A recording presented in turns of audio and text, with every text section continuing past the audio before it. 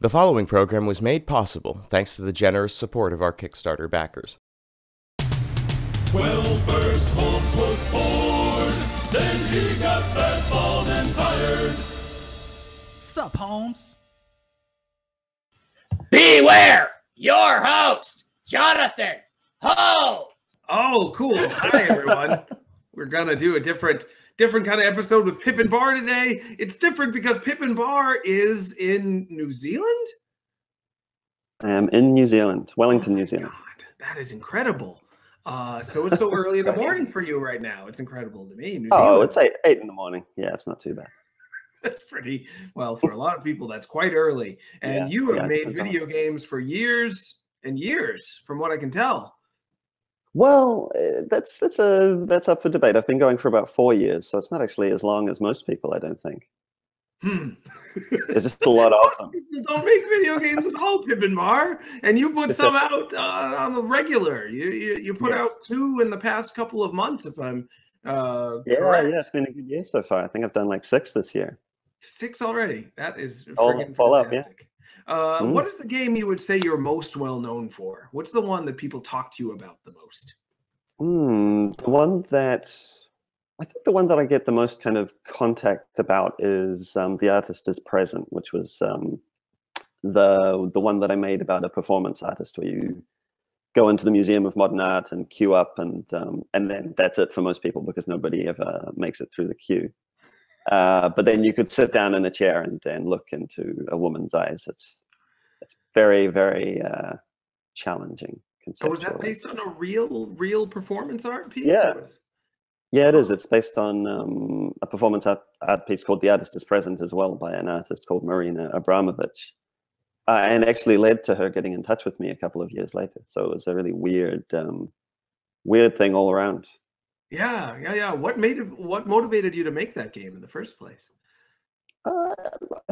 I think for most of the sorts of things that I do, the major motivation is that I'm sitting somewhere and I think of something and chuckle to myself and think, oh yeah, that would be pretty funny if you made a game about standing in a queue and for hours on end until you got to sit in a chair. And that's it. And then I decide to make it. That's the process. So would you say that your games are sometimes comedy games? Yeah, because they make you laugh, but they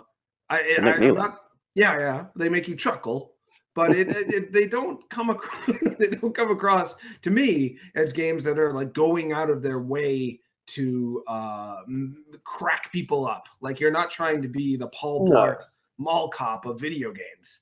You're not trying to, like... Although that would be an amazing kind of thing to pursue at some point. But no. I mean, it's not Monkey Island. That's sort of... Right. There are ideas that I find funny, I think, but then I don't usually try and go out of my way to do slapstick comedy within the game itself. Yeah, it's more about being funny as a thing that's happening rather than being funny as comedy. Right.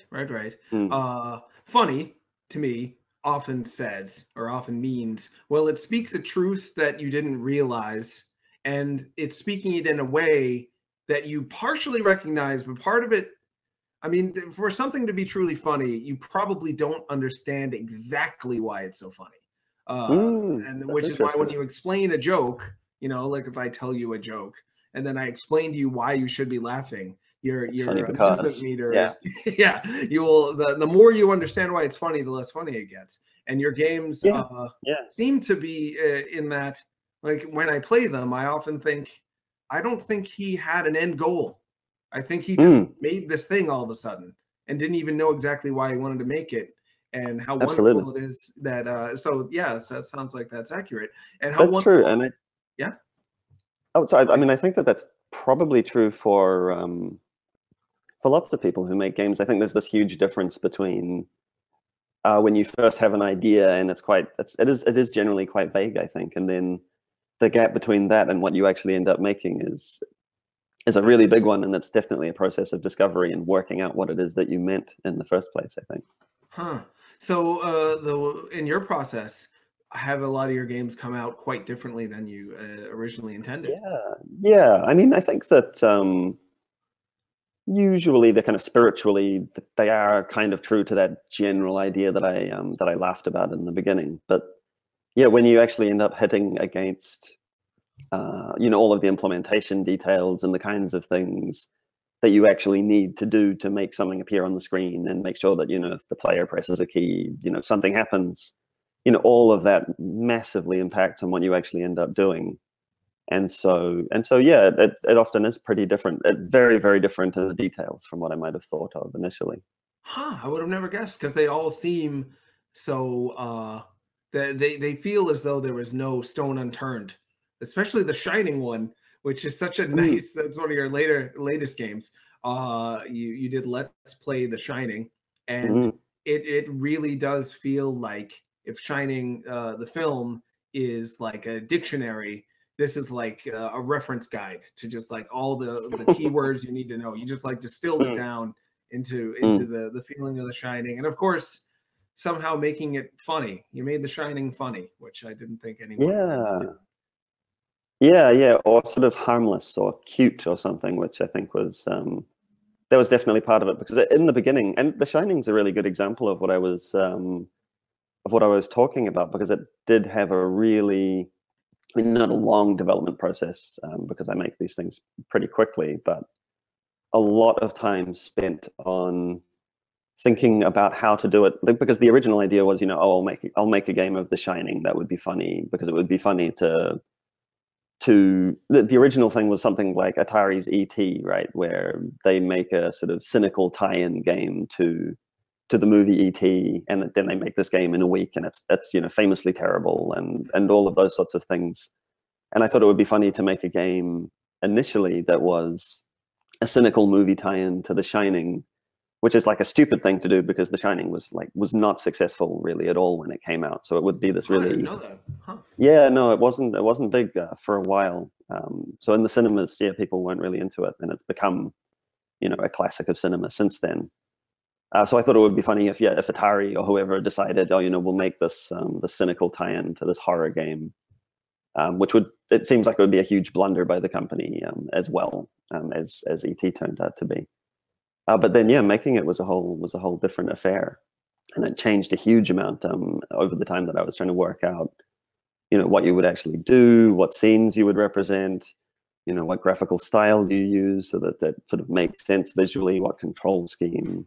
Yeah, the list goes on.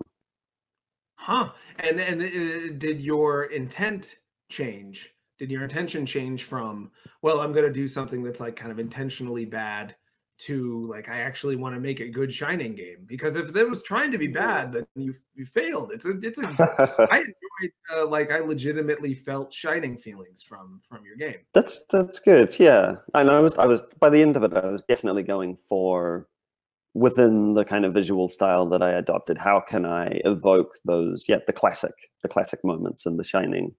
But yeah, over the period, it did start out that it was going to be like a bad game. And I played a lot of Atari stuff from that period, around when The Shining came out, trying to look at what the games looked like and what the gameplay was like. Because I always have it in my head that that Atari games all kind of look like the basketball game for Atari. Like that's kind of my the platonic Atari game for me. But then when I played a lot of games, and the visual styles are really, really mixed up and different, and people did really different things with the hardware, and that really confused me, because then I didn't have a set kind of visual style that I was working with. So yeah, it really messed me up. Trying to make a bad Atari game really made it very difficult to actually make the game that I was trying to make. So it wasn't a dead end, because I spent a lot of time thinking, but it was really difficult thinking in that way. Yeah. Are you particularly attached to that? I would say early '80s Atari 2600 and television look, because you do use it quite a bit, and to me, quite a lot. Yeah. Is there a reason why you use it so much, other than the fact that it's relatively, in terms of work intensity, if you've got it down, you can whip something up easier than you would like a 32-bit looking game. 32 bits. 32 bits, eh? Yeah, I can only dream of 32 bits. Even 16 bits is like out of range for me, generally speaking. Yeah, no, I mean the big reason is the I don't know if that's true, but a lot of it is the simplicity that you don't, often you don't even have to animate the sprites, for example. You can just move a static image around on the screen, and that counts as being like a game. And I think that the big thing though is just I really like the simplicity that existed in the old games, and in a lot of ways, it kind of feels like video games because technology advances so rapidly, and especially the visual aspects of games. It's just rocketing towards kind of either extreme photorealistic 3D, or if you're talking about 2D, like really beautifully rendered, quite complex images, which I like and I like to look at. But it feels like we skipped through a huge amount of possible stuff that we could be doing with games when we left the sort of very simplistic Atari time, where you just had sort of 4 or 8 directions and one button. And there's a lot more that you can kind of do with those sorts of control schemes. And there's a lot of things that come out of having really simple representations that force you to think in different ways about what you're trying to do on the screen. And so, yeah, another big part of why I use really simplistic graphics, other than the time save, is really to think about, maybe with some more clarity about some of the really simple building blocks of what video games kind of are or can do. Mm. Huh. Yeah, that's my highfalutin answer anyway. It's a very, and I'll return the falutin. I have some maybe falutin material too. The mid-range falutin. You're probably not high, mid falutin. The Atari 2600 and a television days, a lot of people who are watching the show or read Destructoid.com, where the show appears every Sunday, they're younger than the Atari 2600. Duck Hunt is 31, just turned 31 a couple of days ago. I know. So a lot of our readers are 16, 25. They weren't even alive for Atari, so they may not realize this, but the Atari 2600 wasn't kind of popular. It was hugely popular, and games like Asteroids and Pac-Man and blah blah blah. They weren't like sort of well known. They were like games. Grandmas and girlfriends and boyfriends and sons and daughters.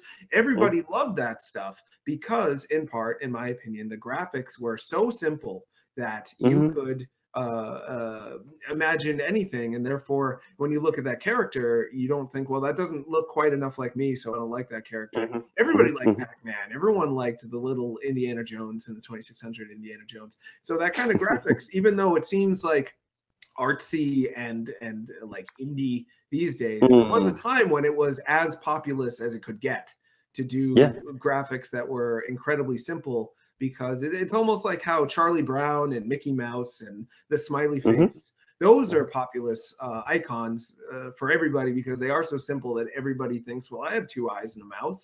I look like Charlie Brown. He's like me. I can relate with him, as opposed to, a very realistic drawing or airbrushing or something. Yeah. So to me, with the Shining game in particular, it was kind of like, what if the Shining wasn't just for like niche artsy film buffs and horror fans? What if the Shining was like made for everyone? It's like a populist Shining. That's an interesting I mean, I really like that perspective.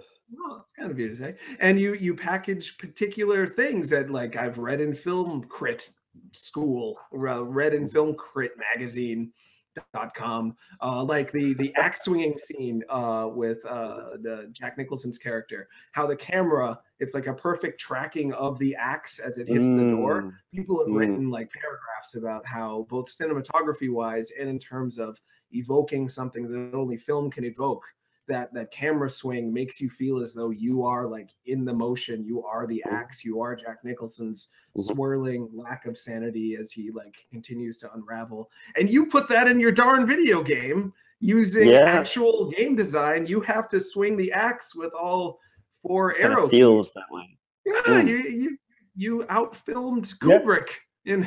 Wow. Now.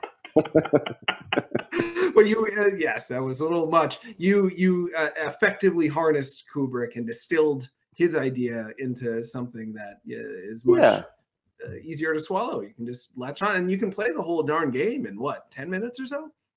Yeah, if that. Yeah, I think it's pretty short. I mean, and I really like that in games is to keep them short.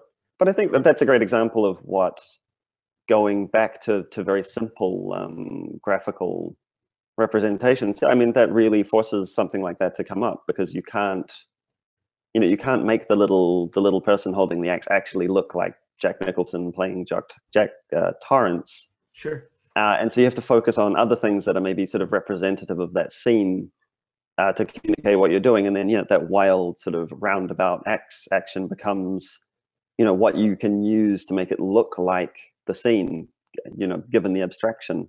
Sure. And then something like that feeling of whirling it around kind of emerges from that when you think about, well, how can I control that motion in an interesting way? So I think it helps you to really, really think about the details.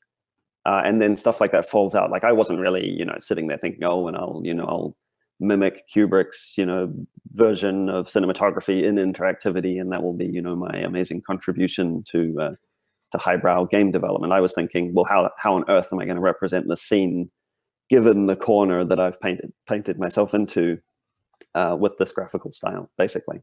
Huh? Yeah. Yeah.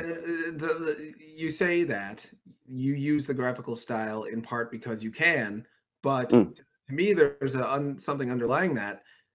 You think that making games with that graphical style can still be worthwhile. You don't look at your limitations and think, well, I can't do the kind of game I absolutely dream of doing, so I shouldn't do anything. Instead, you jump in there, and you said 6 already this year.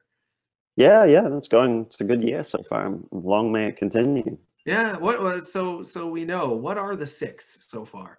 The 6? Oh God, excuse me while I quickly look up my own games page. I lose track of what I've been doing.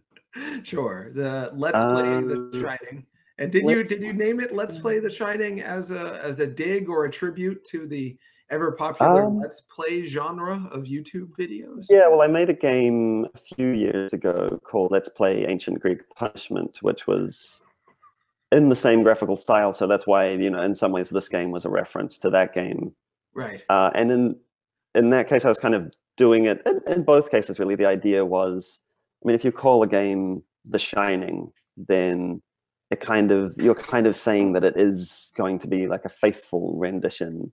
And that it's going to kind of have the same emotional tone as The Shining, for example, which is really, that would be a very, very different project. And I'm sure that you could do it, but that's not what I was really interested in doing. And the same thing for Ancient Greek Punishment. Like I was interested in looking at mythological punishments in Greek mythology, but I didn't want it to be all gritty and serious and depressing. So adding Let's Play made it seem kind of one step removed. Like, we all know that this is a game and that it's playful and that we together are having this sort of fun time like Let's Play videos where it's kind of a shared experience or it's an implied kind of audience thing that's going on. So yeah, calling it that to me felt like it meant that the game could just be a bit sort of cuter or a bit sort of more lighthearted than if it was just called The Shining. So again, that was a big moment for me in making it, was that I was calling it The Shining for a long time and feeling weird about how it wasn't The Shining. And then when I added Let's Play to the beginning, it was like, oh yeah, great. Now this sort of emotionally makes sense as a game. Yeah, yeah. And of course it's funny, but for you, you chuckle and then you still have to work on the game for another couple of weeks. So if it's not more than just funny, it probably doesn't stick. Yeah, it needs more than that. Yeah. You can't just sort of keep reminding yourself of that one chuckle-worthy idea. You sort of have to dig in and work out what's interesting about it after that. Yeah, Sure. It can't just be funny. It has to be interesting. And do you know why it's interesting to you? Oh, you have your list of games. Oh, no. Go ahead. Yeah. Why it's interesting to you to juxtapose something like Let's Play with like We're Torturing the Greeks, or Let's Play that time that guy almost killed his family. Like it's that's inherently funny though, right? Like that's just excellent. Like I don't think I need to explain that at all. That's just makes sense. And if you did, they wouldn't think it was funny anymore. Yeah, well, there you go. But to me, it speaks to, because now I'm going to make it not funny with my own explanation. Yeah, I'm going to salute.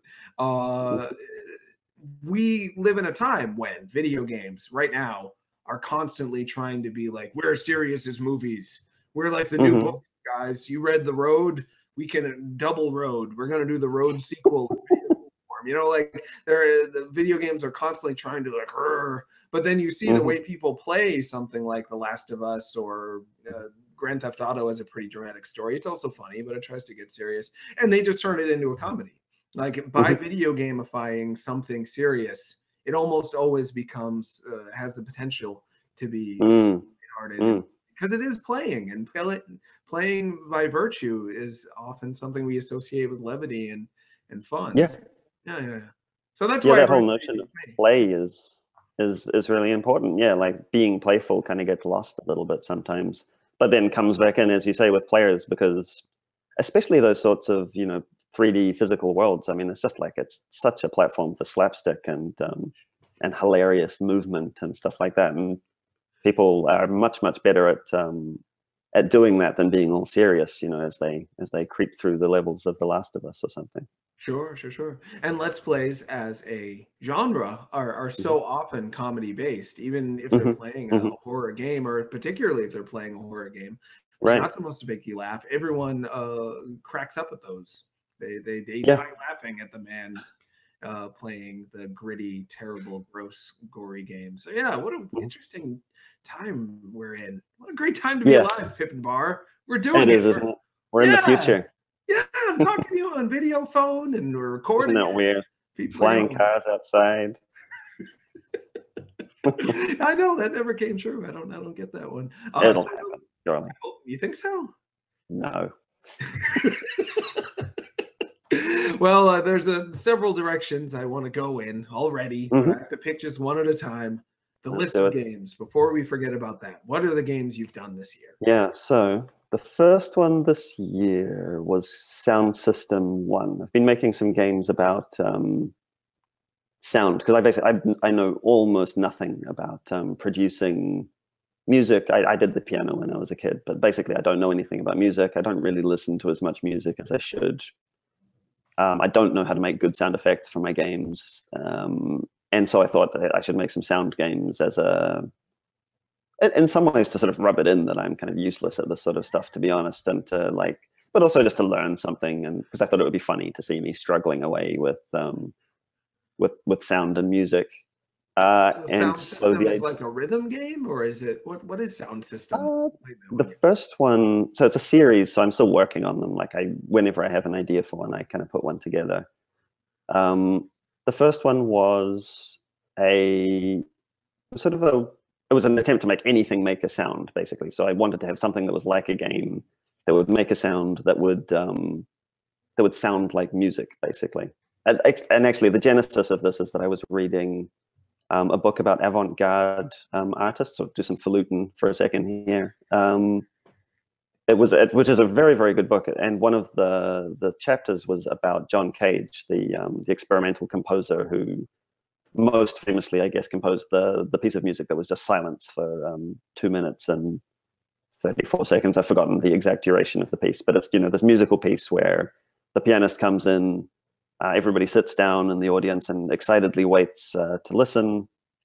The pianist raises the keyboard, sits there for 2 minutes and 34 seconds, or however long it actually is, and then closes the keyboard, and that's it. So they never play a note. They don't play any music. And the idea there is that the music is the sort of the sounds in the room that take place while you all sit there waiting to hear some music, or know that that's what's going to happen, and then just listening to the rustling of people and stuff like that. So that's very highfalutin and avant-garde composing. But John Cage has all of these really, really interesting ideas, and that piece is a good example of it, which is that he kind of wanted to, and bear in mind that I'm not a John Cage expert here, but he seemed to kind of want to eliminate himself from the composing process. He wanted, almost as if he wanted the universe to compose music, and he would kind of be a conduit. So he would compose music through random operations, like he would flip coins and then write down the note that would be suggested by that coin, or roll die, or he would consult the I Ching and use that to compose music. And he would end up with these compositions. Obviously, he had set rules up in advance, but that he didn't really write himself. And so I decided to make a video game to kind of look at that same idea of nature kind of composing music in a video game, which to me meant using a physics system like Box 2D, which is kind of like the closest thing we have, I think, in games right now to kind of nature in a lot of ways. There are probably a few other things that we could put in that camp. But physics engines, they're really trying to simulate something that takes place in the real world, and they're really, really important to video games and verisimilitude and things like that. And so I wanted to make a physics engine make music, basically. And so all it is, in the end, having been very highfalutin, is some circles on the screen, very, very basic, my first programming kind of task. And you can drag them and throw them around on the screen. And when they hit things, they make a sound. So sometimes if they hit a wall, some of them will make drum sounds, for example. So you can have a bass drum, a snare, and a hi-hat. And if you drag them and throw them, they start bouncing around because there's no friction. And so they start making rhythms as they hit the walls. But they're not really predictable rhythms because you can't really predict physics systems very far in advance because it gets too complicated for us to think about. So as soon as you throw one of the balls, you kind of don't know what rhythm it's going to play. And then there are other balls that make different kinds of tones that, in order to sound kind of nice, are all within the same scale. So they kind of play nicely together musically. This is like one of the few things I know about music is how to do that. And then so you have this kind of weird chaotic movement of physics objects, which is again like a trivial programming task for most people. It's not a complicated thing, but yeah, the only rule is that they make a sound when they hit something or when they do something, and it makes music. And it kind of works actually. Like it's really surprising that it does sound kind of good, and it does kind of get at that idea, I think, that John Cage had of letting something else compose the music that you set up the rules and then the music kind of emerges.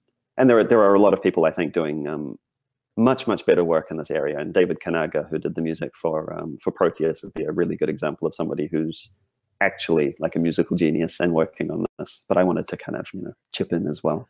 Sure. Yeah, I wanted to see what would happen if you tried, which Yeah. is similar to when you play the game. It sounds like you don't know what's going to happen until you try, so you just throw it out there. So the game itself sounds like it's similar to how it feels for you to make a game. You're just like, well, I've got an engine and I'm gonna try to make a thing, and hopefully, and in doing so, you have so many opportunities to surprise yourself. There's a whole for the Nintendo DS, there was actually a series of games called Electro that do a similar thing. Yeah. Sure. Yeah, they're very sweet, very cute games where they're half toy, half musical instrument, and toy because it does some of it for you, whereas an instrument you really have to just make every decision yourself, whereas toys often do a little of the work for you, but you do have to make some decisions too, and you end up having that eureka moment of surprise, like I didn't know that would happen when I threw that at that over and over again, and it keeps you feeling as though there's potential for maybe making something even better. And it sounds like your game does that too, and that's what John Cage, right? I mixed him up with David Cage. They're like the two artsy Cages of my life. John Cage, from what I know of him, he was so bored with himself. Like he was like, I know exactly what kind of music I'm gonna make. I've been making it for so long, and he was dying for that feeling of like, I didn't see this coming. So, and the same thing happened to William Burroughs, who got really bored of himself. Yeah, so he did cut-ups for people who don't know, who are listening or watching. He would take books and cut the pages and rearrange the pages so he could be surprised by the sentences he would find. And in interpreting that meaning, he could keep his attention. He was again really burnt out creatively in a lot of ways, and just in life in general, being a heroin addict and having a really exhausting life, shooting his wife and whatnot. But that gave him a sense of like, maybe there's something more I haven't already discovered. Maybe I can unlock something through almost like trying to read tea leaves is how he was going about reading books that he was cutting up. Yeah. Huh. And you, do you feel the same way? Like when you have something that's obtuse, that's hard to it's on the surface, it doesn't spell it out for you. Does that spur something in you that you continually look to feel again and again? Do you find yourself attracted to these obtuse things because you want that feeling of maybe I can discover something in there? Wow, that seems like a deep question. Oops, sorry. It just comes I don't know. out. Yeah, that's the touchy subject, actually. No, I don't know. Yeah, I don't do a lot of self-examination on the creative front. I just basically churn forwards like an unseeing machine and only think about the current thing that I'm working on, and then feel huge amounts of anxiety if I'm not working on something, which is like it's not a good feeling. So there's definitely a lot of it comes in waves of like this anxiety, and then I find something that I'm interested in, and then I sort of get obsessed with it, and then I make it, and then I feel anxious because I'm not making anything, and that's been my life for like the last while. Yeah, it's great. So it's anxiety as opposed There's to definitely a huge amount of anxiety associated with making games, but it's like just a sort of pathetic, growing up being an achievement-oriented person, and especially believing in some weird idea of creative productivity and that I should be producing. I don't know. It's really lame to actually psychoanalyze, but I feel like I should always be making stuff. Yeah. Huh. No, I definitely know that feeling. It's usually reserved for people who are in, and I've talked about this so many times on the show, so sorry for being boring. Generativity versus stagnation. Erickson's 8 stages. They're very general. They're certainly not something to follow to the letter, but they're nice overview ideas of where people are at. That's the stage where you're going to feel anxious if you're not doing something, because if you're not doing something, you're being stagnant, which means you're failing at that stage. And of course, there's time to be in order to recuperate and get your energy back. But it's very interesting to me that it's not boredom. Like it's not an emptiness that you need to fill. You have an abundance of energy, anxiety, and you're like, I need to put this anxiety somewhere to make something, and then you whittle it down and then focus. And then you end up making 6 games in 4 months. So only April still. Yeah. Wow. Yeah. Huh. Yeah, that's how it works for me right now. Anyway, yeah. I honestly don't know if it's healthy or not. I must say, like, though, that I do, I pay attention to lots of game developers, and I think that lots of people find it a lot more stressful than me, particularly because I have a huge amount of privilege in terms of the amount of time that I'm able to throw at stuff. And I wrote a blog post about this recently about my wife basically has up until now supported our little family of 2. So I have a lot of time, and I think that having a lot of time probably feeds that anxiety in some ways as well. Because I can end up spending a lot of time just sort of sitting there trying to work out what to do next, and that can be the anxiety, is like having too much time, rather than not enough, I think. Yeah, without pressing responsibilities. And if you have a kid, of course you have pressing responsibilities, but kind of like the several 9-to-5 day jobs being beholden to at least one other person. When it's you, you really have to face the void of like, what am I doing with my life? What's the point of being alive today? Well, if I make a video game, that'll be my point. And then you make one, and then you get feedback from it, and you feel good, and then but it's a luxury void, right? It's totally a luxury void. It's not not a void. It is a luxury. It's like a big problem. Yeah. No. You certainly don't sound like you're complaining, but the truth is, be it somebody who is homeless and on the streets but has a routine, and therefore there's times in their day when it's unallocated where they can do whatever they want, to people with millions of dollars. I know people on both sides of that coin, and they both told me, like, when I don't have anything to do, sometimes I notice that everything is meaningless, probably, and it's the worst part of my day. I had like an hour yesterday where I was just staring at a wall thinking, like, why bother? And I've talked I think that why bother feeling, if it has any sort of purpose, it's to get people like you to then make video games for everyone else to play and distract. That makes sense. That's why video games, that came about, really, was to avoid meaninglessness. You make them to avoid the void, and then we play them, and we also get to ignore the fact that maybe everything's just a bad idea. Maybe you think it's a maybe? I don't know. Yeah. Maybe. So yeah, there's still a lot of directions I want to go in, but I don't want to cut you off before you tell Another us. branching point. Yeah, there's so many of them. You made the first game you made, again, it was called Oh, this year? Yeah, that was Sound System 1. Yeah. System 1. And then Yeah. what did you make after that? After that, let me check my list. Sure. Oh, I made a game called Let's Play Ancient Greek Punishment Art Edition. Was that a Yeah. a remaster or a remake or It sequel? was, yeah. It was It came out of, like, I had a weird experience last year, which is that early last year, maybe around this time last year or a bit earlier, an art dealer in Australia got in touch with me about representing me as an artist, which, I mean, that's already weird. Although I've ended up kind of in the art world a bit because of that game I made about the performance artist. A lot of my stuff gets positioned as if it's art, or maybe it is art. That's not an interesting conversation probably. But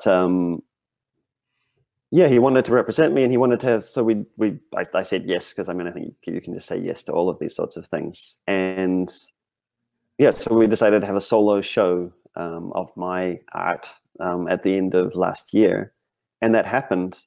And it was a really very, very interesting, but not necessarily entirely pleasant experience of going to Australia. It was in Brisbane.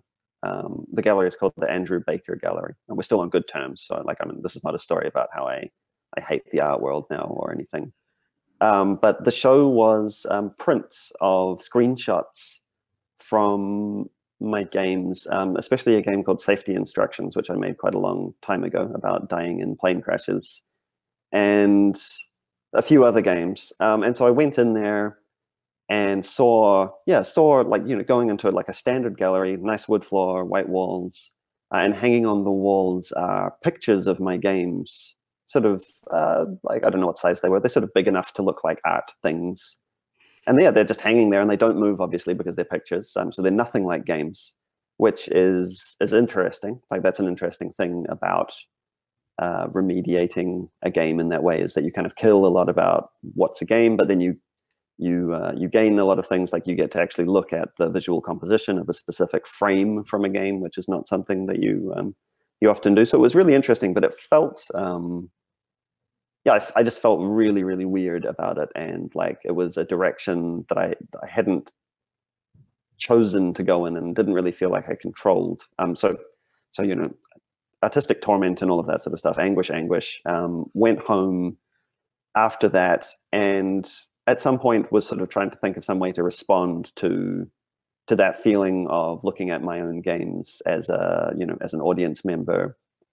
And so I made this game, Let's Play Ancient Greek Punishment Art Edition, which was a version where I'd taken a photograph of one of the prints of one of my games called Let's Play Ancient Greek Punishment of Prometheus chained to a rock, and the eagle comes in and pecks out his liver over and over again, and he can struggle, but that's all that you can do in the game, and ultimately you just get your liver pecked out.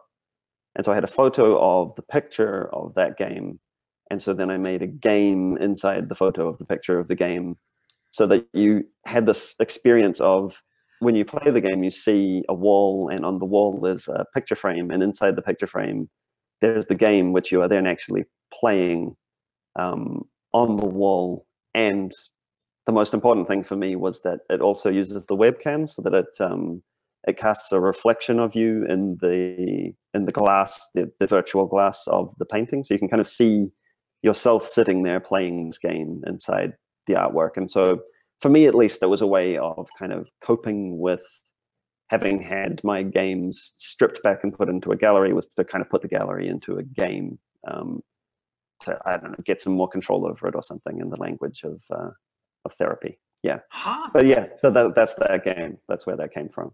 Wow. That is so you had these things that you'd made taken and reappropriated and I presume by myself. Like it's not like it wasn't no. done to me. Like I was part of it, but Well, yeah, you yeah. were part of the process, but when you went to the gallery, that was the feeling. It sounds like that suddenly happened Yeah, to you. You it didn't felt expect very odd. Yeah. it. Yeah. And I'm presuming these prints were also for sale. Oh yeah, and that's a whole And other you were, world. yeah. You strike me as somebody who isn't quick to think, well, what I want is money out of these things. I mean, No, no. Yeah, that's very uncomfortable. And they didn't yeah, sell very well either. So, that right. that didn't help. So it's a completely different world when suddenly you're thinking about, am I going to be appreciated as reflected by if I'm going to get money out of this thing? Like it now becomes a Mm, competition against, I guess, the interest of the person looking at your stuff, whether you're going to mm, win against their lack of interest or whether you win by getting them to buy your thing and therefore say they mm. like it in that way. It's a totally different feeling. So you decided, Yeah. and did it work? Did you feel like you owned a little bit more of that experience and could control it and master it by turning the art gallery into a game Mm, about the art gallery that had your images in it, had your games in it? yeah. Yeah, I mean, it was Worked? kind of a way of making fun of it and like making fun of myself as much as anything, but making fun of that idea of, yeah, of games and galleries and what it means for a game to be art and is it, the pictures and yeah, it just felt good to move back to my default stance of like, joking about something and not taking Yeah, it too seriously while trying to think about it, in some depth at the same time. sure. Mm, Huh. It is it sounds like it might be a theme for you that yeah. because you're actually trying to do something, whenever someone actually tries to do something, they often end up thinking, well, do I look like I'm full of myself? Because I am trying to do something. And I do like kind of Yeah. presume that maybe someone will think this is interesting because I'm showing Mm, it to other people. There's like an mm. inherent ego in that, but you don't want it to be about you, clearly. You haven't made a game that I know of called Pippin Barr, the game, or I like thought put about yourself. that though. But you didn't end up doing it. You ended up Not doing yet. something else. Yeah. uh, so yeah, to ask for money or to put yourself out there and say, yeah, I did something different. I did something that you may think about. Hmm. But that doesn't mean I think I'm like super smart and special and blah blah blah. Like it sounds like there's a reflex you might have to like want to make sure people know that you don't think you're like the most amazing person ever just because you like actually made a thing for people to see. Yeah, like to be honest, well, no, not to be honest, because we don't know ourselves. But my, as far as I can tell, my feeling about making these games, especially when I'm making them, there's a bit of a different feeling once they're out in the wild, I think, and you want people to like them, obviously. Like what more than anything, you want people to actually play them because Hmm. it is pretty pointless making them if nobody plays them. But I don't actually think very much at all about audiences except for accessibility. Like I think about when I'm making a game, I definitely think, well, is somebody actually going to be able to play this game and think about the thing that I want? But I don't usually think about how I'm representing myself, I guess, because I don't really feel like I don't feel like I'm much of a public figure and people don't, not that many people know me. So I'd like to at least imagine that those games kind of go out there and people just see them as things completely separate from the idea that somebody actually made them. Whether or not that's probably very, very naive, but that's sort of how it feels when I work on them, is that I'm not there. It's an idea made into a game, and then people play it, and they don't need to think about me. They can just have whatever experience it is that they end up having with the game. And I'm not trying to force people to have a specific, like I talk at length, as I guess I've managed to demonstrate now, about what I think I was doing with the game, but it's not necessarily my intention that people have to have that experience or that I even want them to. It's just that that's what I think is there, and then other people might pull out something else, and that's totally fine. Yeah. Huh, interesting. Again, like John Mm, Cage, he wanted to have it be like the anti-John Cage show because mm, he didn't put any music there for you to hear that came from him. He wanted it for people to reflect on themselves, reflect on what they're hmm, feeling hmm. while they're anticipating the music, reflect on who they are in that moment, who they're with in that moment. But at the same Mm, time, everyone knows John Cage because he did that thing. Like nobody didn't make that about John Cage. Everyone ended up making that about like, here's what a human being can do. Who knew that people could do this? Is it good that he did this? Is he full of himself for doing something so different? Is he, and that's the whole avant-garde kind of curse. If you ever decide to do something that most of the time, anyone going about something in a Dadaist, avant-garde, whatever way, they're rejecting any sort of chance at like success and fame. They're like, well, I'm going to not do things the way have been proven to make you the next Justin Bieber, the next, whoever the guy who does those oil paintings. I can't remember his name. They're very pretty. They're always like of cottages and stuff. They sell them in American malls. He's like the most profitable artist. Awesome. Steven Wow. Spielberg. Yeah, I can't remember his name. I'm blanking on it. But they're like hobbit houses. And they're mass produced, and he's like, sounds very comforting. Yeah. But it's mainstream populist stuff, and it's good stuff. If you decide to go against that, you're probably having to divorce yourself of ego, divorce yourself of thinking, well, this is going to be about me getting fame and fortune, unless you're just going for a very niche audience. Yeah. And yet, those are the people who are so often accused of being pretentious or full of themselves or blah blah blah because you did something so different. So clearly you had like self-confidence, and therefore you're too cocky. You should do something a little bit more mainstream and humble, which there's always been a weird, it doesn't mesh with me right. It doesn't feel right to make that connotation that the avant-garde folks are naturally more pretentious or egotistical. I don't feel that. How about you? No, I mean, I think, sometimes they / we are, obviously. I mean, because everybody's capable of pretension and thinking that they're doing great stuff, and that can happen in the mainstream as well. I'm sure. Like I don't know that many mainstream game creators, but I'm sure that sometimes they think they're doing amazing stuff, and you see it in countless AAA games that they're sort of dealing with weighty issues, and you can see in some of those games where, for me at least, it's a bit embarrassing, some of the attempts that they make at sort of emotional weight.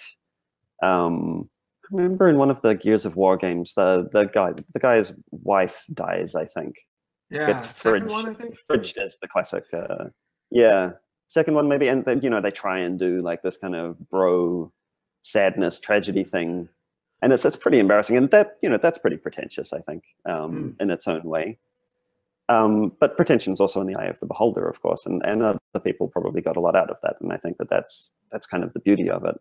I think I probably am capable of being pretentious about it, except that I do feel like I kind of don't care that much what people think about what I'm doing, and maybe that's pretentious, I don't know, but I think that saves me a little bit from getting too wound up about needing people to perceive my games in a particular way and needing my specific message to get through to them, rather than, for me, the process of making the game and exploring the ideas that I find interesting about it, that's the fun bit. And then I release the game because I want people to see it and to find out what they think. But if they think it sucks or it's boring, or the Great Gatsby game was way better. I read that this morning, somebody saying that about the Shining game, like, oh, the Great Gatsby was much better than this. That's kind of fine. Like I find that sort of entertaining rather than offensive. Right. Yeah, because you've made the thing. You're not defining yourself by it. No. To me, I think pretension. I'll have to look it up. The source of the word. What does it actually mean? That's a good question. Yeah, I know. I've always taken it to mean there's a pretense, and the pretense is that I am like super awesome that I did this thing. Look at me. And you don't strike me as having that kind of ego connection with your games necessarily, and not all the time. Maybe you'll have like an hour a week where you're like, well, this is a full representation of me, maybe just for a moment, but we aren't consistent, like people aren't. I'll be a completely different person in 3 hours after I've eaten a cheeseburger.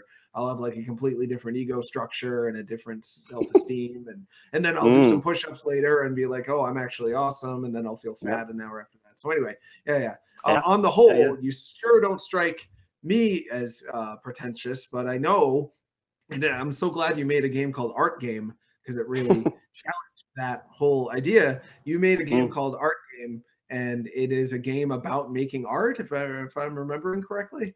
That's right. Yeah. Yeah. And in the game, you just kind of have to make stuff and then sell it and figure it out. But you're not like you don't suddenly become this like super deep artist person just by playing the No. game. You're just No. like figuring it out as you go along. Yeah, you can do whatever you want. Yeah. I mean, it's quickly speaking to the idea of pretension. Like, I think one other thing that comes up to me there is that, I mean, and this is again to say maybe I am deeply pretentious and you can't tell, is that I'm from New Zealand, and like I think there's a huge cultural thing here that we never say that we're awesome about anything. Like that's really, really strongly ingrained into us. And it's a problem sometimes, especially if we go to other countries where that is like something that you're supposed to do, or that's an accepted kind of cultural thing. But yeah, no, you're just not allowed to say that you're good at anything in New Zealand. So that's part of why I don't say that I'm good at anything, is that's where I'm from. Yeah. Good to know. Huh. Yeah. What I know about New Zealand, not a whole lot, unfortunately. I know Flight of the Conchords. I know Peter Jackson. Oh, good. And I think that's about it. And sheep. Oh, putting Flight of the Conchords first is a good step, though, I think. That's good. Well, Peter Jackson, if I had to rank them, they'd be pretty close, but not recent Peter Jackson. Bad Taste Peter Jackson, Dead Alive Peter Jackson, The Frighteners. Oh, The Frighteners. Dear to my heart. That's an interesting one. Yeah. It's a, is it a perfect movie? Far from. Am I attached to it deeply? Absolutely. Yeah, it's likable. Yeah. Yeah, it touches my heart a little bit. Yeah. So that's art. The Frighteners is art. Your games are art. Anything. Here's my, and you don't know this, but for a lot of people, probably 10 to 20,000, I've really gotten on their nerves in the past because I announced that people shouldn't use the term art game. I just decided pretentiously, don't use that term, you guys, because it comes with it a connotation that isn't necessarily expressing what you want to express.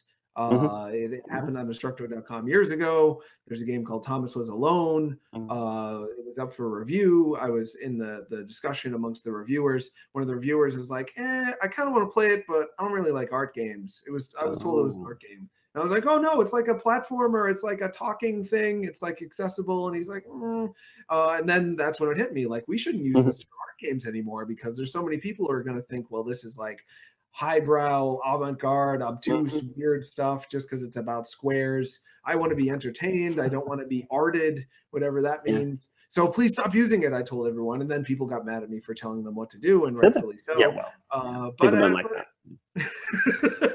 And then you made, I think shortly after that, it was like a year or so, you made a game called Art Game, and I wrote about it and said, everyone, see, this is the only game you can call an art game because it is an art game.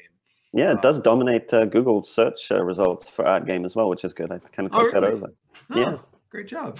But I did, in my ranting period about that, which is thankfully over now, I did think that if somebody else wants to say, well, this is an art game, I made an art game, sure, that's up for the person who made it to decide. For you to qualify it as an art game, well, you don't know what the intention was. Art is about, I think, intention. Like, if you intend for it to be a piece of art, yeah, that's a naughty world. But yeah, I mean, I don't know. Like, I try not to think about it too much. Sure, yeah, for sure. But I can't help but bring it up because I'm excited about it. Yeah. Because in thinking about your games and hearing you talk about them, it makes me feel like there's a definition for art game that I kind of like. And then we'll stop talking about it, I promise, because I know it's boring. Oh, yeah? But I can't help it. Yeah, you got it? I think I got it. When you make a thing, and you're making a thing, and you're not thinking, well, this is going to get me money, this is not going to get me attention from the people that I'm sexually attracted to or not sexually attracted to. This is not about any ulterior motive other than I'm just making this thing, and I don't know why. I'm just doing it. That is probably going to be art, I guess, because it's not a product for sale. It's not food. It's not,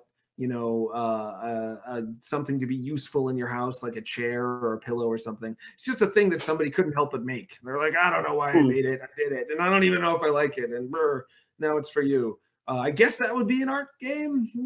Yeah, I mean, I guess that to me that I'm a sort of a fairly cynical person, I guess. to me, that's definitely like a romantic definition of what art would kind of be, like the artist who can't help doing what they do. And I actually feel that way about myself. Like I don't think that I can stop making games. That rings true for me personally. But as a definition of art, I don't know. Like I think there's so much like cynical art being made in the the proper art world, or whatever that you call the place where they sell paintings for millions and millions of dollars, or $20, or whatever they are deemed to be worth by the market. Oh, sure. It's such a broad, it seems like the classic one is that things are art if you say they are, and that sort of works, I guess. Like anybody calls it art, then it's art for them, and it's such a limited sort of not very interesting definition in some ways that it doesn't do anything. Well, So maybe yeah. art doesn't really work at all. It's just sort of used as a sign for something that nobody really knows what they're talking about. Well, the crummy thing about it is people use it as kind of a class thing. Like, well, if Yeah, this is that's art, not it's great. up here. No, no, that's not. I mean, you can make some art that's really not useful to anybody. I've certainly Yeah, made a lot. When I say useful, I mean it doesn't resonate with anybody. It doesn't yeah, not resonate with. interesting. Oh yeah, Oh yeah, made lots I of had the urge to write a song about a woman I dated, and that. it was like, oh, I want to piece together my heart for you, baby. Oh, And then I listened to it later. I'm like, wow, that's art, but that's friggin' it lowbrow, sure is. terrible garbage. Yeah, sorry everyone. And then I Yeah. immediately hide it. I don't erase it though. I just hide it somewhere. No, you got to keep it if you can. Yeah, I'm Yeah, I moving think so. right You want now. to see that later on. I've saved everything. That's why the set is a little bit different today. I'm All moving right. in the process of moving, and it's because I've saved everything, like literally, that I've ever had. Mm, I have every that's kind of Atari. cool. I kind of like that. Do you? Thank you. Yeah, Well, I don't do it, so like I like seeing other people keep things and care about things, because I sort of don't really care about objects or anything. So it's nice when people do. Like I think that it's nice that those things get loved by people. Because that's I nice throw of them you. in the trash as the problem. Yeah, so it's I sort of uh, counterbalancing. I love them as much as I take as good a care of them as I take care of myself, which Hmm. isn't that good. It's a good So qualified statement. Yeah. so my old TurboGrafx 16 games are dusty and the cases are cracked. Wow. But But you have I still yeah. have them. I was just reading the instruction booklets the other day. It Mm, was a hoot. cool. Did you have the TurboGrafx in New No, Zealand? I didn't. I didn't. I don't know what we had in New Zealand. I didn't have a console until I didn't own one until the PlayStation 1, although Really? rented Sega stuff. Yeah, we were a computer family more than anything. We started with an Apple II and always had computers from then on. So since I was sort of 2 or 3 years old, it's been computers rather than consoles. Huh? And have you been Yeah. playing video games ever since you were 2 or 3 years old? Yeah, I mean, yeah, I could spin you a narrative where I have. Where, yeah, I mean, I did play games when I was tiny, sitting on my father's lap playing Aztec for Apple II is sort of my Genesis story. But I could also spin you a narrative where it's like for years on end, I didn't play video games and wasn't interested in them at all. But I went through some pretty strong phases, especially with Sierra games, which I think have been really influential on how I think about games, because they were so obtuse and so unfair. And I thought at the time, you kind of accepted it back in the day. I think that games would just be so brutally mean, and that you would have to, if you forgot to handcuff the drunk with his hands behind his back, then he kills you in the jail in Police Quest, for example. You accepted that. Like, I don't remember being angry about that. I was like, oh, well, I did that wrong, and now I don't have a save file, so I'm going to have to play the entire game again. Um, yeah, like for me, that was great. Like, there's something I like about that. This sort of obviously that's not necessarily realistic in the sense of what happens when you're a police officer, but I think it's a bit more true to the way that life. Speaking of meaninglessness and all of those sorts of void issues, I feel like those games were kind of a bit more true to what it feels like the world is like. That it's a bit more uncaring than games these days tend to portray. Yeah, Absolutely. yeah. I'm expecting my first child. I'm Oh, hoping that congratulations. may happen. Yes, thank you. My wife is Mm, almost 6 months pregnant, and so I've mm, been thinking about what games am I going to help my child to grow up with. What games are going to help them learn about the world, learn about themselves, mhm. and it's all old games. It's all games that teach you, like, yeah, sometimes you totally lose, And the only way to find out what's in the world is to take a bunch of risks, and maybe you're going to fail, but at least you're just failing in a Sierra video game as opposed to like, applying for your first job at 5 years old. I don't want you to have to do that, but so many games today, other than your Bloodborns and your Monster Hunters and whatnot, they're so fixated on making people feel good about themselves all the time that they don't give them a whole lot that feels real. So I'm probably going to have them avoid a lot of the more modern games. I mean, no, the void's gone. And even the Soulsy games, I think, I've been thinking about them a bit. I don't play them, so that's a big disclaimer, obviously. But it feels kind of like they really belabor it's kind of the opposite direction. Like, so most games are holding your hand and patting you on the head and giving you candy apples constantly. And then the Souls games are kind of like reactionary to that. And they're like, from what I understand and from watching Let's Plays and talking to people about them, they're sort of relentlessly negative and hard. And I don't think that's not really true to life either, right? Like, that's not like what the real void of life is like. It's just that it doesn't care. It's not that it's being actively mean to you all the time or actively nice to you all the time. It's just, that the world is indifferent to our presence. And I thought that, there was something in the Sierra games that were a bit more like that. And older games was that they kind of didn't really care whether you were having a great time or like that you were upset that something happened. It was just like, it just happened to you and then you had to deal with it. Yeah. They just plant you in a world, and they presume that just being there is enough to entertain you, and it certainly was for me. Yeah, and it was. That's right. And I'm hoping for kids. How old? You have one child, two child? No, I've got 0 children. I've got a family of me and my wife. Oh, okay. You're a family of 2, right? Yeah. Because you seem older and smarter than me, but I think you're technically younger 50. than me. Yeah, I'm 50. Years old. Looking good. Yeah, no, I'm 36 at the moment. Oh, yeah. So you are a little bit younger and smarter than me. Oh, there's people coming towards me. We'll see what happens. Hopefully I won't get hurt. Do they look angry? We're okay. No, we're fine. We're fine. Okay. I think we're good. I think they're moving. Okay. Related people. Yeah. Yeah. So, just sticking on you, though. I keep talking about myself by accident. Oh, we can talk about you for a while. That'd be we've done enough of that, but thank you. Sierra games, you played those. You also stopped playing video games for some period of time. Yeah, I mean, not consciously, but yeah. Yeah, it happens. We go through phases. First console, PS1. That's surprising. Yeah. When did you decide you were going to start making them, though? That came about because my wife and I, we move a lot. So we're also in the middle of a move of our own, but we tend to move between countries. So we moved from New Zealand, we moved to Canada, and then we moved from Canada to Denmark, Copenhagen, because basically my wife is, she's a genius who gets jobs at universities and is generally, she's amazing. You should talk to her. But she got a job in a sort of a really good game program at a university called the IT University of Copenhagen. And I got teaching work there as well because I have a PhD and like I'm allowed to teach at universities and stuff like that. And I ended up teaching a course called Experimental Interaction, which sounds pretty serious, but it was about making games, actually. It was about experimental game design and making games that are weird. And the issue was that the first time I taught that course, I'd never made a game in my life. And that was, it felt really embarrassing and weird. And I didn't want that to happen again. So I started making games as soon as that course had finished.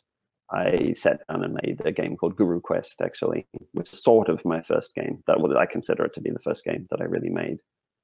And then, so that's when it began. So basically, felt embarrassed that I taught a course on game design without having made a game, started making games, and that's it. And that's sort of about 4 years now. Yeah. It's certainly no reason to be embarrassed, in my opinion, but it is unexpected that you would even want to teach a course about game design before you had designed a game. Yeah. What motivated you has game design been something that's been more interesting to you for longer than you've actually been making games?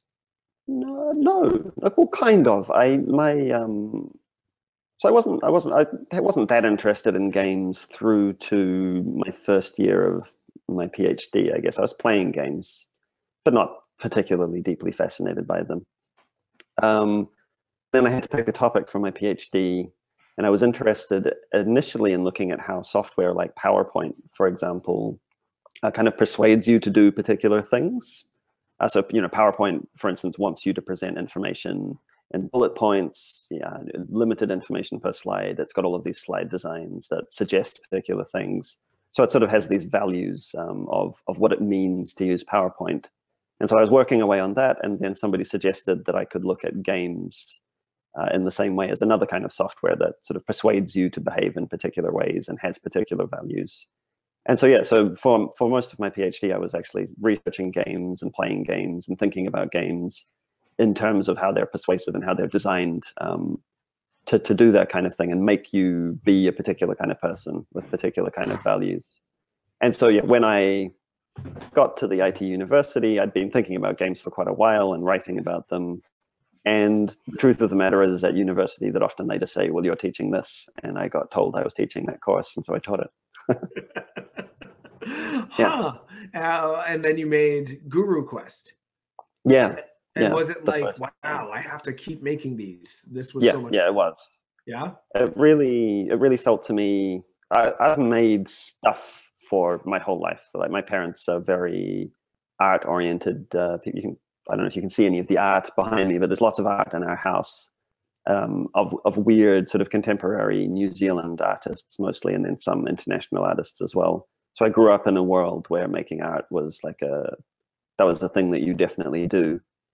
And so I rebelled against that for a while, and I wanted to be a writer instead for quite a long time. I tried to be a writer, and then I tried to be a cultural critic for a while, and I tried to be a comics artist for quite a while. All of these different sorts of things. So I was always trying to make stuff, but when I made Guru Quest, it kind of felt like it all came together, like all of the sorts of things that I like doing, like making visual images and, writing and programming was something I already knew how to do. And thinking about interactivity was something I'd been doing in my PhD. And so it felt like it all interlocked, and it was like something that I could kind of pull off on my own, and that felt like a great way to explore the kinds of things that I was interested in thinking about. Huh, awesome. Why do you think prior to that it didn't click with you? I have no idea. Yeah, it just never came up ever. I was making weird little interactive things. They weren't games at all, but never thought, oh, I'll make a game. It just wasn't a thing. There's not a big scene in Wellington, or there wasn't at the time. So I guess maybe I just never met anyone who made a game, and so didn't think it was something you could do until I was in Copenhagen. Yeah. So were you exposed to any game that made you think, well, I can make something like Guru Quest? I mean, you were doing it because you were teaching it, but was there something that influenced you that somebody else had made that made you think I can do that too? That's a good question. I don't know. I don't know if there was a specific game that I would say was influential in that. The main influence on Guru Quest was a very, very old kind of bot called Eliza, which was a therapist bot. I don't know if you've ever talked to her. She's like, it's, I think, from the 70s, or it's a very old computer program that poses as a therapist. So you say something to the therapist, like, I hate my father, for example. It's a classic that you might say. I'm sure it's very, Freudian significance that I chose that as my example. I don't hate my father. And then Eliza kind of tries to reflect back. It's that kind of talk therapy thing. So then she'll say, oh, why do you say that you hate your father? And then you say, because he's always yelling at me. And then she says, oh, why do you think your father always yells at you? And it just goes on forever. She just keeps asking you questions based on the kind of the previous thing that you had said. And so at the time, my big ambitious first game, because, I was going to like completely change game design forever, as we all maybe think we will do, is that I would make a game where you could do anything that you wanted to. You would be in this world and you could just do anything. That's a classic ambition that people still have in games, which is ridiculous, as I now know. And the only way I could think of doing that with my limited skill set was to use like a bot, so that the anything that you could do is that you could say anything that you wanted to. And then for some reason I chose it, that it would be a guru, and that you could go and consult this guru and ask the guru about anything, about the meaning of life was the idea. That was the selling point of the game, is that it would, tell you the meaning of life. And so that's how that came about. But I can't think of a specific game reference for that one. Certainly Sierra stuff was very like I said, very influential on me, and I made a few games kind of in that style specifically as well. Huh. Did it work, Guru Quest? Does it have the meaning of life in it? I think it probably does. Yeah. When you ask it, what's the meaning of life? Do you know what it would say? Did you have It doesn't have an program? answer. I mean, so that's important, right? Because probably there isn't an answer to that question. The fun thing with the guru, and I've talked about this before, but the fun thing with the guru, even as opposed to a talk therapist, is that gurus can kind of say anything because they're, obviously they're incredibly wise and they know everything in the first place. So you had this thing when you were programming the script that it would use to choose what to say, is that it can basically say anything, and whatever it says is the right thing to say because it's a guru. So it sort of would switch between either reflecting something that you actually said to it, or it would just say something random, like, the moon is full, or it's autumn, or whatever. And it kind of, it makes sense because a guru is like being metaphorical, and it's like saying the right thing at the right time. Right. So yeah, I mean, whatever you get out of it is what you get out of it. Whoa, it almost sounds like a parody of people's conventional idea of wisdom. Something Yeah, like that. absolutely. Yeah, that's kind of the way that it headed. Not the idea initially, but that's the way it went. Yeah. Yeah. So, such a challenge to make fun of things, but not to me that there's not an ounce of spite in the way you're going No, about I it. hope They're not. like kind Yeah. of loving tributes / satires, but at the Mm. same time in like a smart way, like in a wise way to make fun of our ideas of conventional wisdom. You're inevitably making fun of yourself because you're wise. Does Well, that make yeah. sense? I mean, I hope that I'm making fun of myself as much as anyone else. Like Marina Abramovich is a good example of why. I guess I hope that I'm not offending anyone. I really fret about offending people, and I haven't made games in the past because I was concerned that although I found the idea funny and that I genuinely thought it was funny, that yeah, it might not play so well with somebody, and that it would make them sad. But yeah, with Marina Abramovich, because I made that game about her artwork, and she's a very, very famous artist. She's probably the most famous performance artist that there is. And I made this game that it doesn't. Again, yeah, it's trying to walk that line of it really does represent what her artwork was, in that you stood in a queue for many, many hours, and then the artwork is that you sit down in a chair and you look into her eyes and you don't say anything to her. And it like that artwork really captures, I think, what really pisses a lot of people off about contemporary art is that, oh, I could do that, I could sit in a chair.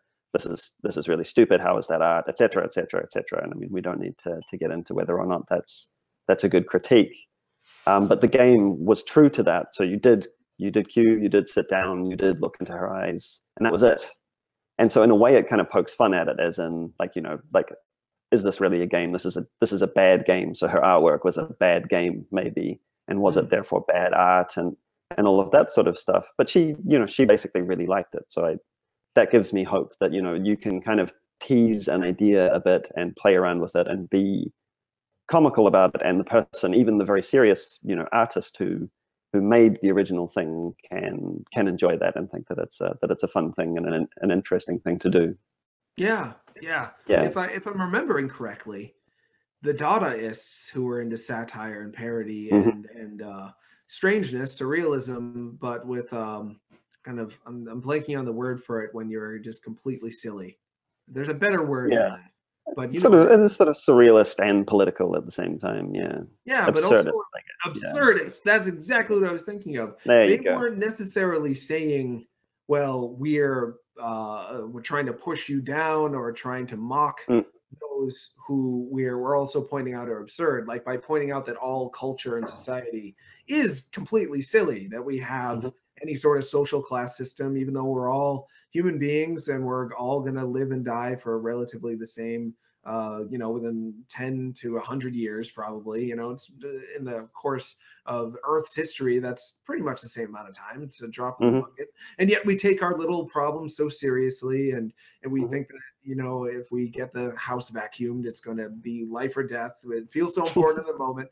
So the Dadaists would make fun of all of that, but they weren't saying Mhm. there's like something wrong with you that you take your life seriously. Can't we all No. just laugh in the universal truth that everything is a little bit ridiculous. Yeah, and they didn't separate themselves from it, which seems really important, that you're not sort of standing somewhere and shouting outwards at other people about what idiots they are, but that you're kind of in amongst it as well. Seems, Yeah, you are one of the idiots. I've tried that kind of stuff myself. Here I go talking about me again, like making myself the butt of a joke, but I'm also making fun of something larger that I'm a part of. And of course, people just think that I'm terribly mean. So I quit doing that. I got sick of accidentally hurting people's feelings. So I just kind of stopped. That's not a good feeling. No, I hate hurting people. It makes me feel terrible. Yeah. And if I remember correctly, you made lo-fi dick fight? Dick fight. I sure did. Yeah. When you were talking What's about the segue there out of interest? Well, when you were saying I don't want to offend anybody, I was thinking, well, like dicks could offend people. Just the existence of them and the idea of them as... Well, you have to draw a line. I mean, if somebody is offended by a 3-pixel dick, then they've got, they should deal with that somewhere else and not play the game. That sounds like, for your line, it's you don't mind doing something that people are going to find maybe unlikable or distasteful or make them feel like, oh, I'm not supposed to like that, so I'm going to say I don't. As long as it doesn't actually... you don't want to single someone out and say you are an idiot. Yeah, like the dick guys aren't representations of real people, for example.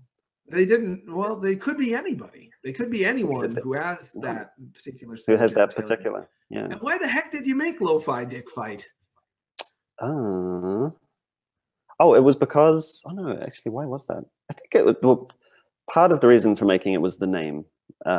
Because that's a great name for a game, I think, and I still like it. So, the rhyme-ish feeling. So I thought of the name. I wrote down Lo-Fi Dick Fight in my notebook at one point, and then and that's it. And then I had to make a game, and like, what is a Lo-Fi Dick Fight? And then I was thinking about Atari Basketball, for example, which is the iconic sports game for me from that era, and like, what would if Atari made, if that person made a game about dick fighting, what would that be? And then, so that's how it ended up looking the way that it looked. And then in the process of making it, for me, it really became about, and this is the falutin bit, which people can, take or leave as they wish, about the kind of the macho game thing and how, in some sense, a lot of those AAA games all boil down to guys running around, swinging their dicks around and trying to hit each other's dicks. And that's basically what games are. It's my critique. Well, yeah, for a competition amongst males oftentimes boils down to that. Absolutely. Yeah. We do have a couple of questions I want to make sure we get to. Catalyst MA, I believe it's pronounced, asks, I have the same problem with obsessiveness and anxiety with making things. Do you feel massive relief when something is done, or do you feel critical at first? Oh, yeah, that's a good question. I think when the main thing I feel when I finish something is kind of depression, not depression in a really bad way, but just kind of sad, I guess, that it's finished and you're kind of, it's like we talked about before. I mean, now I'm not, at the moment that I release the game, I'm now somebody who's not working on a game, which feels bad. I don't actually ever really feel very critical about my games, for better or worse. Once they're out there, I kind of stand by them, and I don't tend to look at them and think, I wish I'd done X, or this is a piece of crap and nobody's going to like this or anything. I just I think all of that before I release them. Maybe I get it out of my system, and then once they're out, I defend them like they're my children. And you're also, once they're out, it sounds like there's rarely a time that you're not at least thinking about what you're going to do next. So any criticism you might have for the past game, you're applying to the next one. I guess that's true. Yeah, I kind of move on immediately. Literally often I've released a game as in uploaded it to the website, put a post up, said on Twitter, I made this game, play it. Often I will literally then move over to another thing and start working on the next game. Yeah, well, for better or worse. Yeah. I think when they asked you to be on the show, you had released Jostle Parent.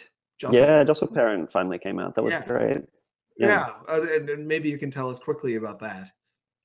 Yeah, I was. That was a game. I think that game took me the longest to make of any game ever. I think I worked on it for at least, months anyway.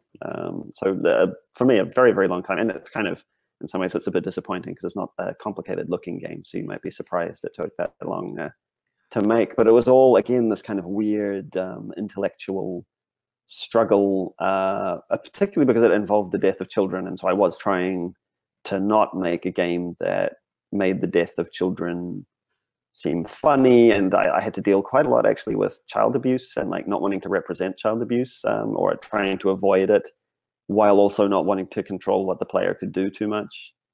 But so basically the game is about looking after, you have 3 children and you have to get through a day with them in a world where everything can sort of kill them somehow. So you wake them up and you need to feed them breakfast, but they can choke on their cereal.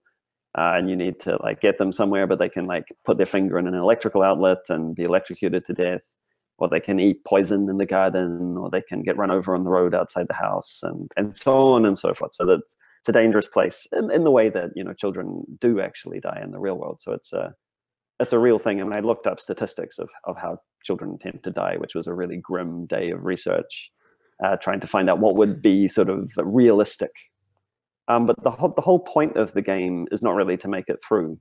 For me, the point was to try and make it so that you felt, well, so for one thing, that you felt anxiety about looking after these children, and you kind of cared about keeping them alive, and you felt that sense that I take it that parents feel of like wanting to protect something and fretting a lot about what could happen to it, which is a common parenting experience. But then also they would inevitably, one of them would die, because that's not an easy game to play. The controls are pretty terrible. They used to be a lot worse for what it's worth. That a child would die, and then you would be at the graveyard with your 2 remaining children and the gravestone of the child who died. And I really wanted a sense of tragedy. Like that was really at the heart of what I was interested in with the game, was that you would feel, a sense of loss, and that it was sad that kid had died. And then you would have to start again, and you would only have 2 children, and you would try and get through the same day, but 2 children, and so the absence of that child would be kind of noted, even as it was easier to play because you didn't have so many children. And I think it kind of succeeded. I don't know. It's pretty hard to make tragedy really work in games, because as players, we are kind of drawn to slapstick and finding things amusing, and oh look, I can push the kid into the traffic or something. So it's really hard to pull off something like that. But I think for at least some people, it got that sense of feeling stressed out and then saddened that your little kid died. Yeah. Yeah. As a player, as an audience member, I can tell you that because you used graphics that seem like, oh, well, this isn't going to try to make me feel bad. This is Atari 2600 land again. So your expectation, like how when you see a movie about a child or a kid's movie or something about parenting, it's rare that people want to make those like your children are going to die movies. Those don't make a ton of money. People don't want to feel that way for 2 hours. No, so they win it can, but that's it. Yeah. Yeah. So you start playing and you think, oh, well, this is going to be a lighthearted thing. And then, no, it's not. Then you feel no, it's not lighthearted. Yeah, it is a true horror game. And horror, not just in, like, horror to me isn't just, I'm afraid I'm going to die. It's that I'm horrified that the world is actually this bad. And, horror to me is more than just fear. It is like true facing of the awfulness of being alive. And did that. I wonder why you wanted to do that, though. You're not I had assumed you were a parent because I figured that game was. Fair enough. Yeah. Yeah, and people have assumed that too. So it's not because you're a parent that you made that. Why did you? No, the reason behind the game was I made a game called Jostle Bastard before that one, which is it's the same kind of setup visually. That game was a critique of Hotline Miami, which that's a longish story. But the thing that I really liked about the game in that one as well was like wanting to generate that kind of sense of tragedy that one of my play testers had, where he went through the world and he caused trouble, which is the thing that you do in the game. You kind of annoy people. You don't kill anybody, but you sort of really irritate them and you get arrested and stuff. And then at a certain point, he tried to turn over a new leaf and just be a good person in the world of the game. And so he would, go to the cafe and just order coffee and then leave. And then he would, try and do his job properly and all of those sorts of things. But there's a vigilante system in the game where people that you've bothered in the past maybe sometimes will come and try and beat you up. because you beat them up. And so he was I think in a cafe or something, and these people ran in and started like beating him up, jostling him. So that, again, they're not actually hurting him; they're just kind of bumping into him repeatedly. And he wasn't doing anything. He was like, "I'm being a pacifist. I don't want to be involved. I've turned over a new leaf." And then the cops came and they arrested him and put him in jail. And so he had this real sense of like hopelessness and tragedy, and like he couldn't change his life, and it was this weird inevitability of of the sadness of being this person. And I really wanted to make a game that would do this kind of tragic feeling of hopelessness, and like you try and do your best, but sometimes it's just not good enough, and the world still kicks you while you're down. And I thought parenting was like kind of a good kind of venue for that sort of feeling of like you're trying so hard to accomplish something, but it doesn't mean that you're going to accomplish it. And the death of a child is like sort of the ultimate tragic thing that can happen. So I went for it, for the jugular. Yeah, I'm glad that you did. And you could do a softer version of it later, where the kid just fails in high school or something. Sure. Yeah. Or ends up being a person you don't like. Like that's to me. That would be great, actually. Yeah. As a budding parent, like that's something that keeps coming back to me. Like, am I gonna fail? What if I fail at being a dad? But what if I end up just having a kid who like hates just a me? jerk? Yeah. And I don't like back either. That would be a true horror. That is horror. Yeah, that's terrifying. We had more time because I really want to hear about. I didn't realize that Jostle Bastard was a take or a comment on. Miami. Yeah. Huh. Yeah, did you like? Maybe you can quickly tell us, and maybe it's not as black and white of this, but Hotline Miami. Were you more on the appreciating it side or less on the appreciating? No, like I really like Cactus's work a lot. Like I think he's amazing. A lot of the stuff he's done, and Hotline Miami it's a really well made game, and it really does what it does well. I'm pretty anti-violence now in games, so I don't really play a lot of stuff that involves killing people. Sure. I just find it kind of distasteful at this point. But the thing that really bugged me, because I played all of Hotline Miami for the IGF, because I was judging the year that it was entered. And the thing that annoyed me really was the ending bit where they try to say, the big reveal is that, I don't want to, like, spoilers, so I guess people should mute this if they haven't played Hotline Miami. It's been a while, though. The big reveal is that, you didn't have to play this game. You've been this terrible, violent person, but you didn't have to be, because it's, you made the choices to be what you are, and the game, didn't have anything to do with it. And I found that quite dishonest as a critique of violence in games and a critique of players, because you don't really have a choice. Like, I mean, the game is there, and you've agreed to play the game, and you've agreed to kind of do the things that the game sets up, and they're not abnormal things. Like killing people is something that you expect to see in a video game. And so I thought it was a bit of a cheap shot to say at the end, look at you're this terrible person, and look at all of these dead bodies and all of that sort of stuff. I just thought, I didn't appreciate that as a critique, and I think a lot of people did, and a lot of people wrote that they thought that it was a great critique of video game violence, and I felt so strongly the opposite way that I didn't want to write anything, so I don't want to hurt anyone's feelings. And as I said, I really like Cactus's work, so I thought I'd make a game that was kind of about what I didn't think was successful in Hotline in Miami. Huh. That's a great way to go about it. Yeah.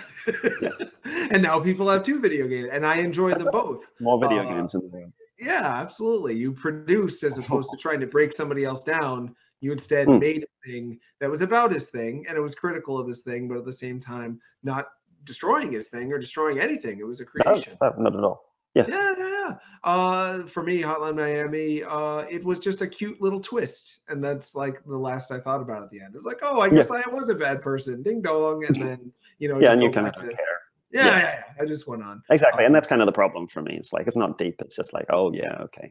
I wonder if he wanted it to be. I should ask him. I haven't talked to him. He was on the show drinking boxed wine. I think he should have wanted it to be, I guess. Like, if you're going to go there, I feel like you should go there. Yeah. Yeah. Oh, I would want to ask him. It'd be interesting to know. Gosh darn it. We're sort of over time because we disappeared for a little Yeah. while. I don't want Yeah. to keep you. I do want to. We didn't talk at all about video games for humans, unfortunately. I forgot to bring it up. Oh, You're right. in a Yeah, book yeah. right now that people can buy. I Yeah. believe it was spearheaded by Merritt Kopis, past guest on the show. Wonderful game designer. What did you write about in that? We can get to that real quick. Then I'll get to one last question, and then we'll wrap. So, what did you write about in video games for humans? It's a really interesting book. It's the idea behind it is kind of to present Twine games, so those text adventures made up out of HTML pages in a book form, which is really weird. It's a bit related to that idea of having screenshots as artworks. Like it's kind of changing the medium from something that's dynamic and interactive to something that's static. But the great thing that the book does is it presents playthroughs of these Twine games, so you can read the text of the game, but it's played by a specific person who then also writes down what they were thinking while they played the game and their kind of responses to things. And so I was one of the people playing a game which was called Eft to Newt, which was, people should take a look at that. It's a pretty interesting game.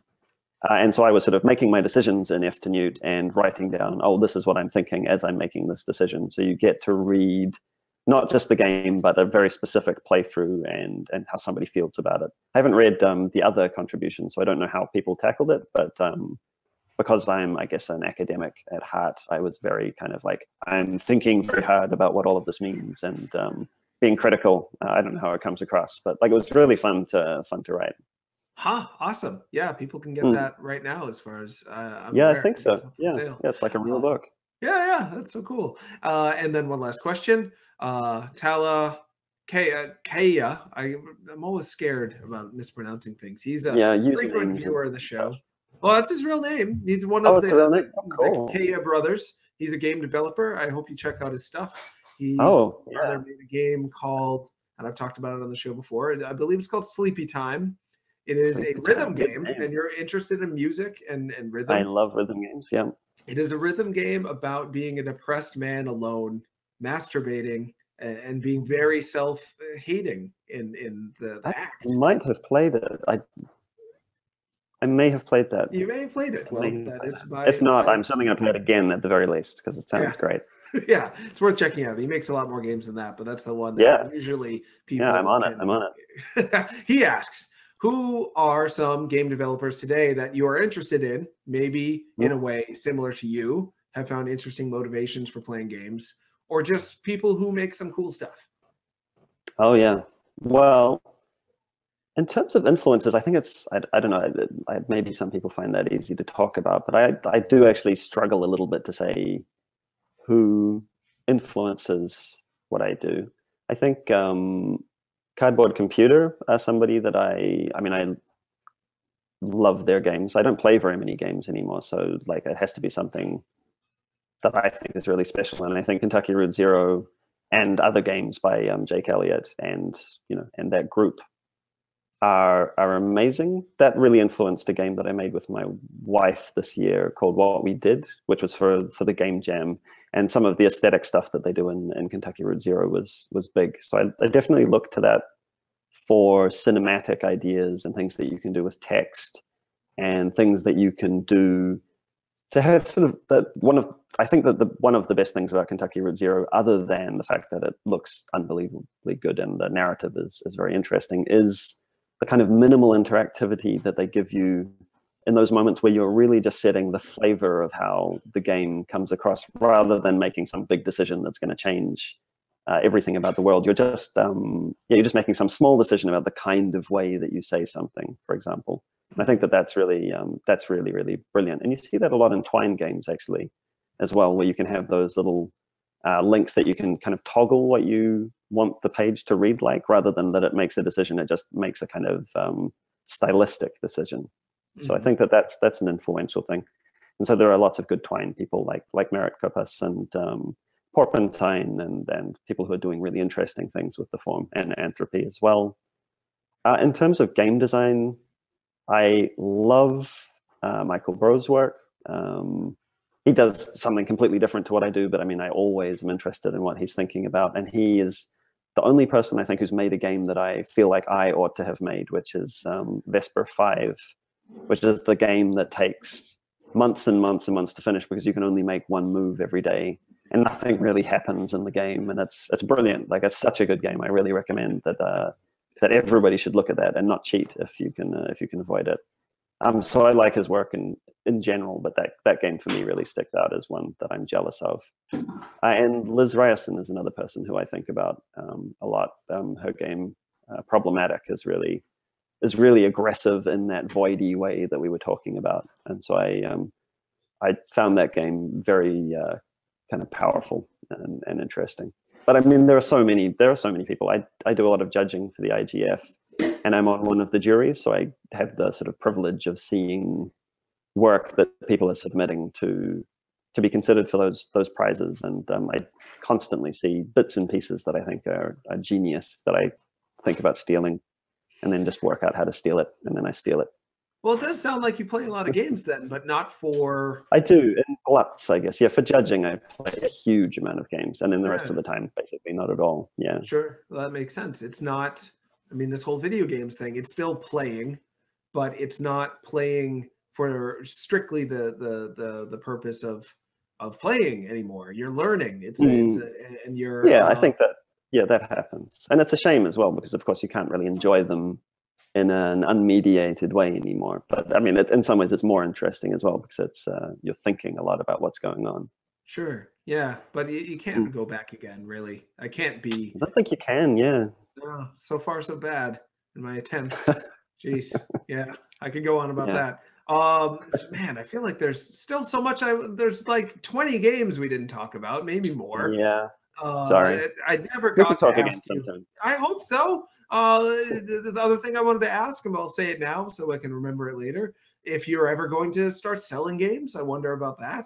You maybe haven't decided. Yeah, I've thought, like, the short answer is no right now. I've thought about it, and I sold one game, which people should totally buy if they want to, called Carp Life, which is a game about being a goldfish. So up to you whether you want to own that game, but it's the only one I charge for. Yeah. Yeah. Huh. Yeah. Well, there's plenty more to talk about. And if your wife would like to be on the show sometime, she'd be more than invited. Yeah. I don't know if I've heard of her already. What's her name? She's called Rila Khalid. She's an academic. She's made some games, but she's mostly on the end of studying what games can do, particularly in terms of positive effects. Oh, cool. Yeah. We can always use more information, study, examination of that. Yes, she would be invited. Well, in the meantime, they can check you out on Twitter. You've got a Twitter account at Pippin Barr. I tweet, yeah. That's Pippin right. Barr? Underscore Barr? Just PIPPINBARR, one word. And similar with your .com, I believe. Yeah, my brand is really together. It's good. I don't know if you saw the new design for the Joker for the movie. Oh, I did actually, briefly. Yeah. People were upset. He is so into his brand now. It's like he went back to the drawing board and was like, how can I Joker brand myself even on my head? Read the comics. Yeah. He read his own comics and he thought, I better stay true to my brand on this. Yeah. You could do the same thing. You could like write video games on your head. I should, or just my URL, on my forehead. The future. As for me, I'm at Tron Knots on Twitter. It's Tron and Don Knotts together makes Tron Knots. You can read things I do on destructoid.com. I wrote about how sad it is that it's sounding like we're not going to get Silent Hills. I was kind of curious about Silent Hills. Looks like it's not happening according to the director, Guillermo del Toro. So I write things there. You can listen to the show later on Libsyn or iTunes, or you can watch reruns on youtube.com/Sup Holmes show. And I think that's everything. Thanks so much, everybody. Sorry for the clanging. Goodbye.